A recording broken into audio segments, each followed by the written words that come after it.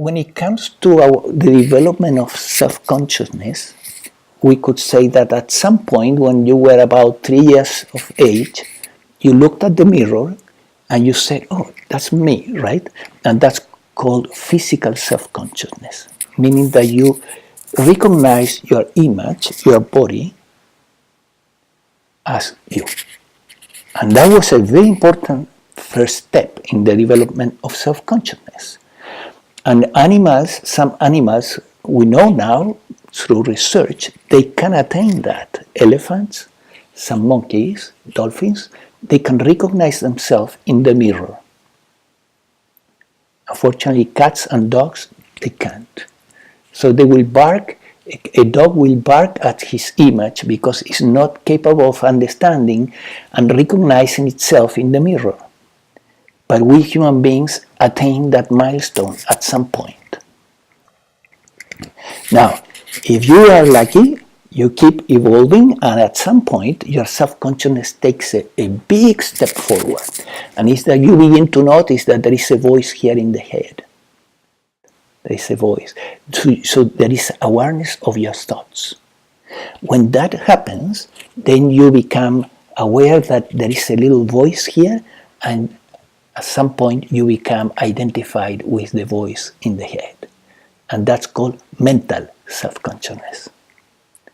And you say, well, there is a body here, but there is a voice here, and more the voice than the body. So you took a step forward there that was very valuable, very important, but it's not the end. A few will take the next step, and the next step is that they will notice that there is awareness in their experience, and they, at some point, they will say, I am this, I am awareness, right?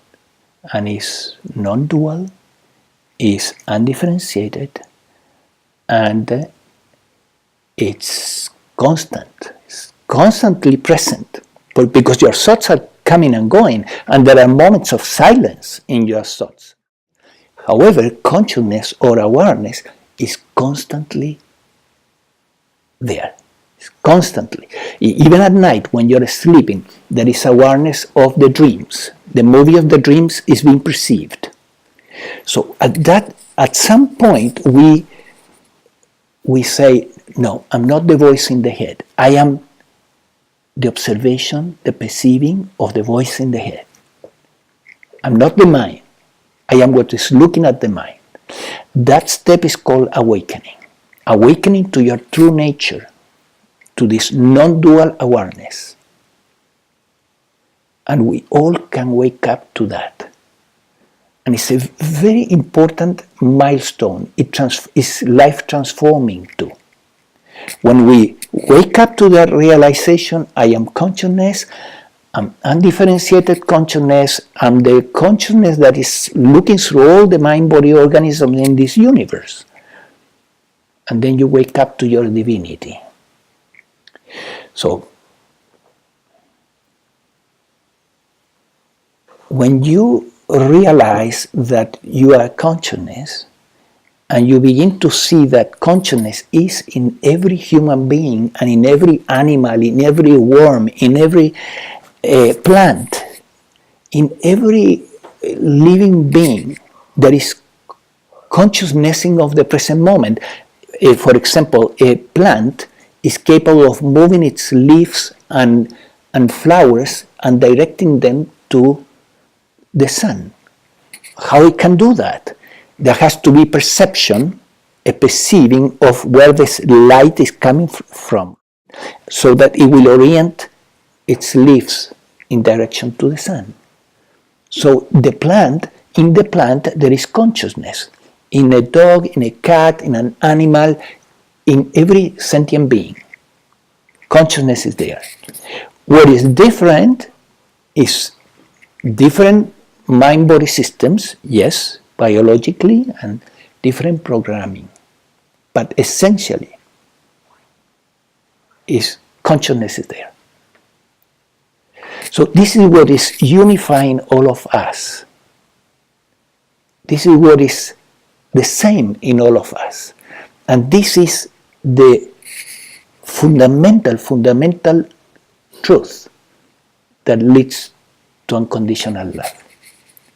Why? Because at some point it will dawn on you that the conditioning in human beings, as different as it can be, and as puzzling as it can be, and perhaps it can range from complete evil to great kindness and love, but it doesn't matter. It's a crust on top of a diamond.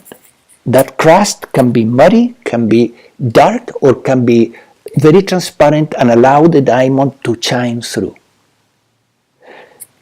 But the diamond inside is the same in every sentient being, in every human being, regardless of how much darkness is there. It's always, that core is always the same divine consciousness. So from that fundamental understanding, now it is possible to love everybody for what they are, by training a little bit yourself into seeing the divine, or God, if you want to call it, in everybody. Instead of seeing the programming with all its strange characteristics, you just see the light that is coming through their eyes, for example. And when I say light, I'm talking about awareness, right? I'm not talking about energy or any phenomenal light. It's just poetry, right? We call it the light of awareness. It's awareness, consciousness, looking through the eyes of everybody. So it is this fundamental understanding what leads to unconditional love, no other. And I doubt that it is possible to attain true unconditional love without this understanding. Because the programming inside the mind-body organism can be so disturbing that you will encounter individuals that you will say to yourself, it's impossible to love this person. Because the programming can be really dark.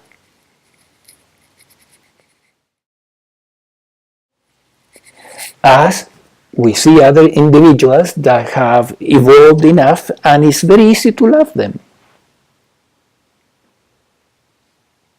And there is the whole range in between.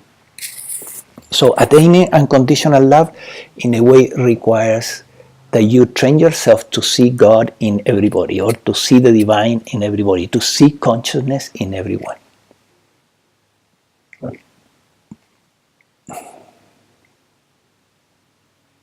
And in yourself.